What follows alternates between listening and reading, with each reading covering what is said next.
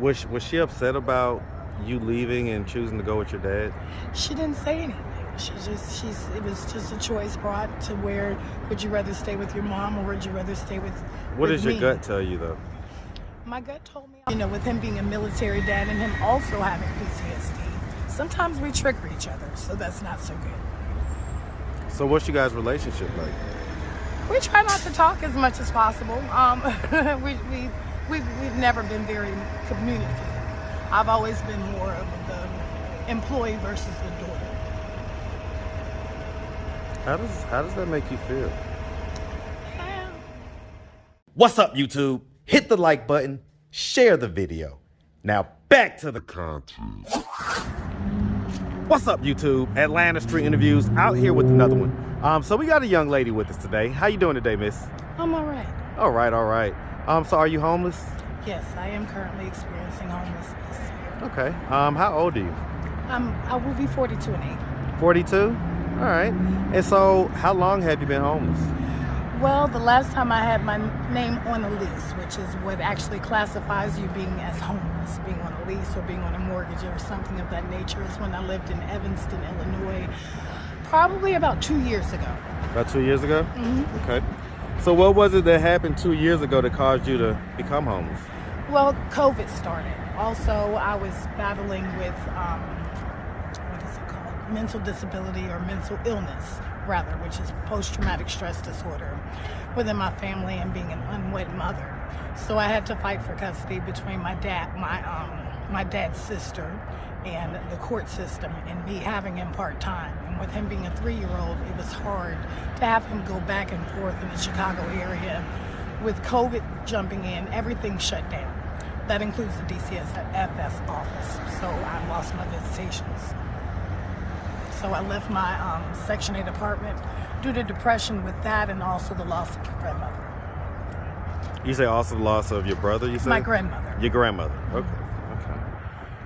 okay. So it sounds like you was just kind of having a rough go of it with custody and that caused you to become depressed and so you just left your apartment? That also, I had Section 8, and with the Section 8, it was based on my son being there with me, and with the DCFS Department of Okay, so I get it. So once your son was no longer there, then they cut your Section 8. Yes. Okay, all right. How many kids do you have? I only have one. One? Okay, and so you say he's a son, how old? Well, he'll be 7 in January. 7? Okay. And you say this happened when he was 3? Yes.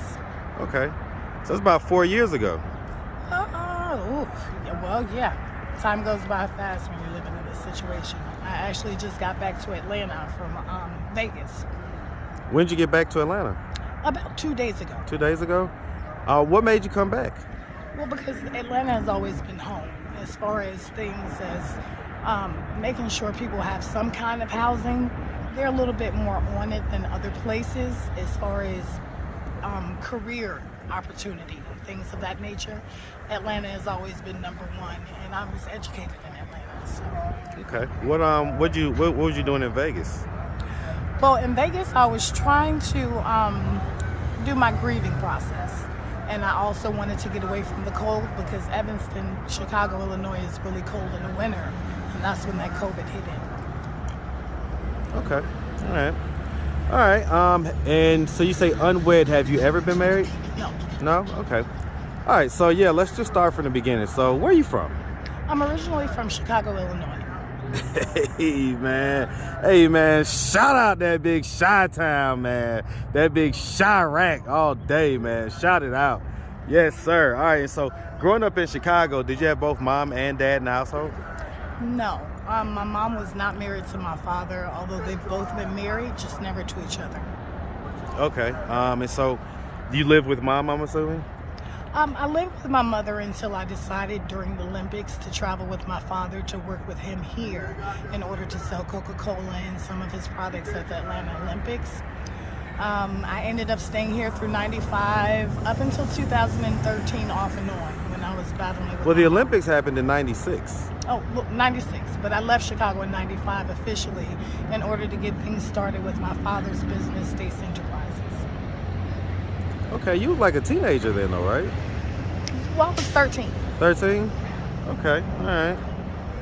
Okay, so you came down here to kind of help your dad, you know, hustle and do his thing or whatever. All right, all right, all right. And so, all right, so I mean, growing up, would you say that you had like a fairly normal childhood? Not at all. Normal is the type of childhood where you know your friends from kindergarten all the way through. I was kind of a military brat on my dad's side, and with my mom also being single to start with. She didn't get married until I was about 12, 13.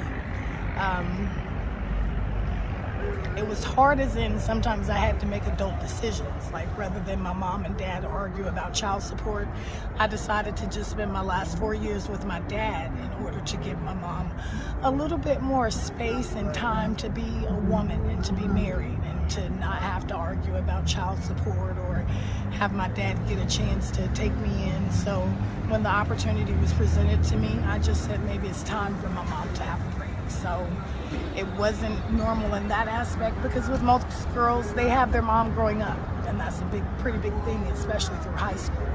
You kind of want someone to talk to. When you live with a single man, he's going to be single. He's still going to be looking for love. He's still going to be looking for peace. And it's not that he doesn't love you. It's just that, you know, he just has to find a wife.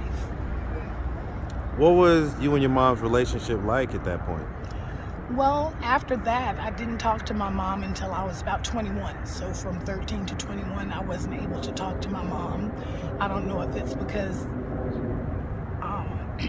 we changed from city to city with the Georgia Pacific Company. We went down to Jacksonville for a little while, me and my dad, and I just lost contact with her. So just, you know, I guess like my mom, I became a bit of a transient.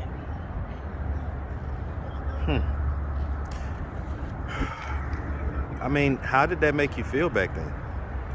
Well, it kind of hit on me a little bit when she died of cancer in 2011. Because it's kind of like I disappointed her and let her down because I left her, but I didn't call it a leaving her phase. I felt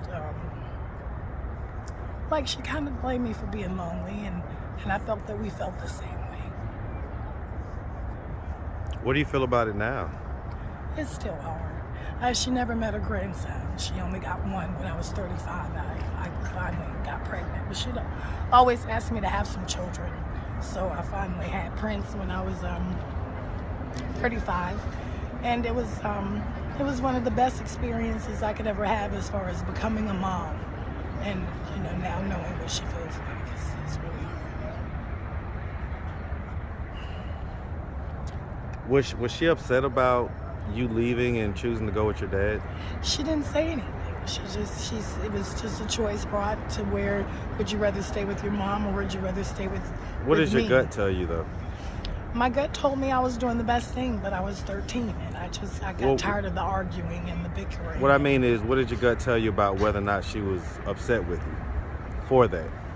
I didn't see it as her as being upset. Just, you know, at the time she's a real meek, humble woman.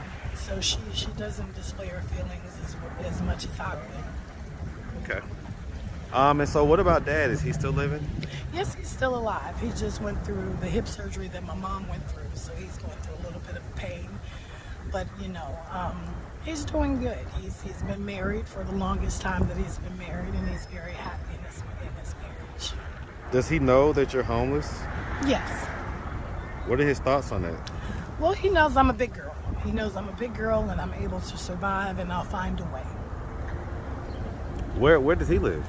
He stays in Conyers. In Conyers? So he lives down here in the Atlanta area. Yes. Is it not possible for you to live with him? Does he have a house or is he living like a senior homes type deal? Well, he stays in the house with his wife. He also runs a bed and breakfast with Miss Ann, and Miss Ann's cooking and things of that nature. But I've always found it with me and my dad that when he's going through a marriage and he's found something like that, it's easier to have adult children out of the house because we're adults. I mean, eventually we find what we need in order to survive. And, you know, with him being a military dad and him also having PTSD, sometimes we trigger each other, so that's not so good. So what's your guys' relationship like? We try not to talk as much as possible. We've never been very communicative. I've always been more of the employee versus the daughter. How does that make you feel? Like an indispensable employee at most times, but probably not much of a daughter. Does he know that you feel that way? I'm sure. Have you ever told him? Well, yes, but I don't think that's like a big concern of his. I mean, he came from a family where my grandmother Elizabeth was from the Atlanta area. She left here when she was younger, and she went up north towards the Chicago area to take herself up by the bootstraps. Unfortunately, she ended up running a brothel, and but she made it through without being able to read and things of that nature. Eventually started getting into dental work and things of that nature with a dentist, and she started exploring her artwork. It was very hard for her as a lesbian woman trying to, get her way out. But, with my dad, it's hard for him to feel a way about me because, there were times where there was a lot of trauma between my grandmother and his father, to where she held him by shotgun and told him, if you don't marry me, you die. So my dad's kind of traumatized by that, Okay. So, if he would have happened to come across this video on YouTube, what do you think his thoughts and his reactions are going to be? That I look all right. I don't look as bad as I could look. I don't look as good as I could look. I think you look great. Thank you. I think he would just pray on it. Because most of the times that's all you can do as a parent. You have to pray on it. Because like with my mom, if you're not here anymore, you don't have that fallback. So as an adult, you have to try to take what nature and God gives you, and either you work with it or you work harder to get more. Oh, that's right. Yeah, I ain't mad at that. All right. Well, listen, miss. I'm just real quick. Do we have a history of drug use? Weed. Okay. So besides weed and alcohol, any harder drugs? I dabbled in it for a second while I was in Las Vegas. We talking about cocaine or crack cocaine? Never tried cocaine. I've experimented with meth for a second. Okay, meth. When was the last time we did meth? It's been a while back. Probably not a while back, but I wasn't a big user. It was just something to try to ease the pain, as that one song says. From, not having my son, not having anyone, constantly being robbed in Las Vegas, preyed upon and things of that nature. So why were you robbed in Las Vegas? So, I'm gonna ask real quick. Were you, do you have a history of, selling yourself on the street? Oh, or anything no, like that? that's not me. That's not something that I'm able to do. If I do anything, it's mostly because I enjoy doing it, except the drug part, but or the weed. But it's my dad says that and a lot of my exes say I'm an expensive girlfriend or daughter to have. So after spending so much time of not buying anything, my birthday was tax day, which was Easter Monday. So I decided, you know what? I said coming to Vegas, either I'm going to end it or I'm just going to get a job within this first 3 months. Obviously, that did not happen because it was so hard to get my identification. Did you say ended? Yeah, I was very suicidal. I was very suicidal. My grandmother was the only lifeline I had. When you have that one person in your family that you can go to and you can talk to. If it's not your mom, then it's your dad. For me, it was my grandmother. So, even being here with my dad for those years, when I didn't see my mom, I was able to call and check up on my granny, and I was able to go visit her. But I've always had, I guess, a strange relationship with my granny, to where I remember living in Cabrini Green in Chicago, and they took her away for an asthma attack, and I ran for a long bit right behind that ambulance trying to chase her and get her out of there. But anytime something happens, I go see my gran. And she cut my umbilical cord. My dad was in the military, so he wasn't able to get out in order to sign my birth certificate or see me for 6 months. So she cut my umbilical cord. She was there to help my mom through the labor. And I didn't understand what that was like until I had a child of my own. I was there by myself, and Mercy Hospital in Chicago left me open after a C-section. So where was the dad at?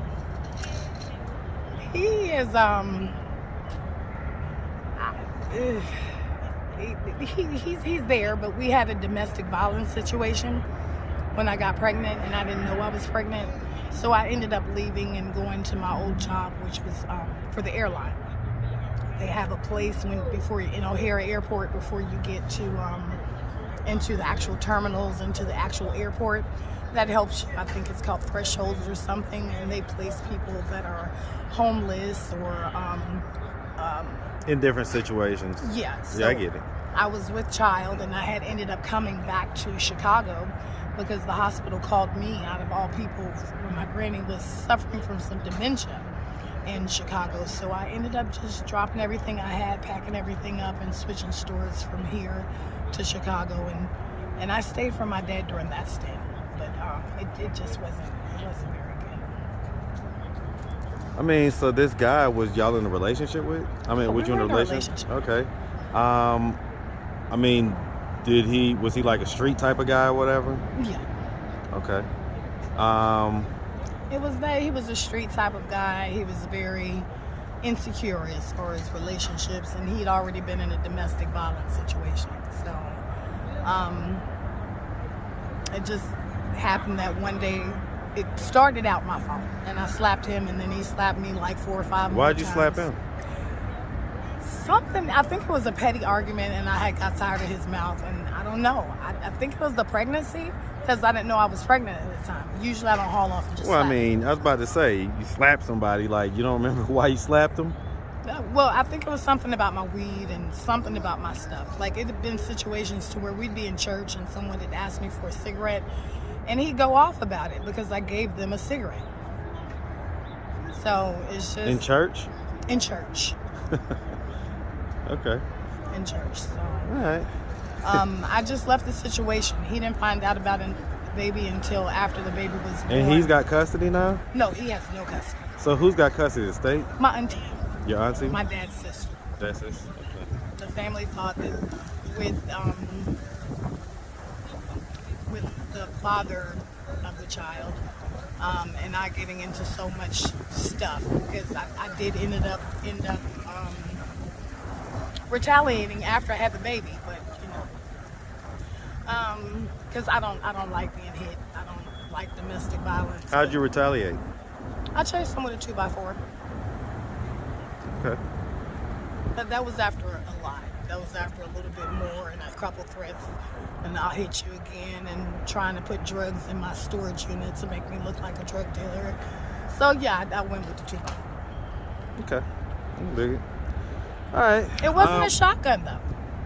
You say what? I said it wasn't a shotgun. Yeah, but, well, that's I mean, a good there thing. was a chance of marriage, but it's unhealthy. So when it comes to unhealthy relationships and things of that nature, no, I mean, it's not good to retaliate, but at some point you do have to put your foot down. Well, I mean, so when was the last time you saw your son? Not since my auntie's birthday, which was in February. I think it's... Why has it been so long? Because that's the day that she lied to DCFS and told them that I was not on my medicine for post-traumatic stress disorder, in which I was. And then she had them take him temporarily, and then that's when COVID and everything shut everything down. So I went back and forth to the DCFS office for... Well, COVID happened almost 3 years ago at this point. So Yeah. you keep saying COVID, but your timeline's kind of Well, that's off. basically... Because you just said February. That was like February of this year, right? February of the year of COVID. Okay, February of... Okay. I get it. Mm-hmm. Okay. So that's what I'm saying. That it's been that long. So it's been that long since you've seen him? Mm-hmm. Well... My dad won't send me pictures. They won't do anything. So if I ask them why not, what do you think their response would be? Well, my dad said I don't deserve to be a mother. Why? I have no idea. But he said Well, I mean, you have an idea. Like, why would he say that? That's a pretty strong statement to say. We're not the gentlest people in my family. We're not the gentlest Right. people. Well, so, I mean, he said it for a reason, though. Why did he say it? To be mean. I'm an awesome mother. That I know. When it comes to being a mom, I don't care if my son wants me to read 1025 stories, I'll read them. When it comes to relationships, I've put off relationships for 3 jobs. I've worked hard my whole life. I've worked for my dad my whole life. I've studied, I went to college, I paid for it on my own, paid for my own school books, and it wasn't just to go off to get a husband, and that was against my father's wishes for me to go to college. I wrote books, I wrote poetry, those things were stolen by my father, and then put into his name, things of that nature. They were put into his name. Did he make money from it? Most likely. You don't know? Most likely. Most likely. Okay. All right. I can dig it. So, I mean, at this point, what are we doing to try to get ourselves out of this position of being homeless? Well, first, I'm going to go ahead and get my ID. My phone was just stolen again the other day by a young gentleman. So the people... That was here in Atlanta? Yeah. Okay. So the people were just going to call me as far as housing and placement. So I'm just going to go get another phone. I had my old Lifeline canceled. And then when I get my next pay, I do get an income. It'll be something to where I can afford a rent, or I'll be able to afford an extended stay hotel until I make my next move. So that disability meantime, income? No, the disability comes monthly, but I didn't use... Right. No, that's what I'm asking. That's the check that you get every month? Yes. Okay. I get it. Okay. All right. Well, listen, that sounds good to me. Sounds like you got your stuff going, so I ain't mad at that. All right. Well, listen, I mean, if anybody out there wanted to reach out, help, or donate, do you have a way they could do that? Do you have social media, Cash App, anything like that? I have Chime. Okay. What's your Chime info? I wish I knew it by heart, but without my phone, I don't. But you can always email me. Okay.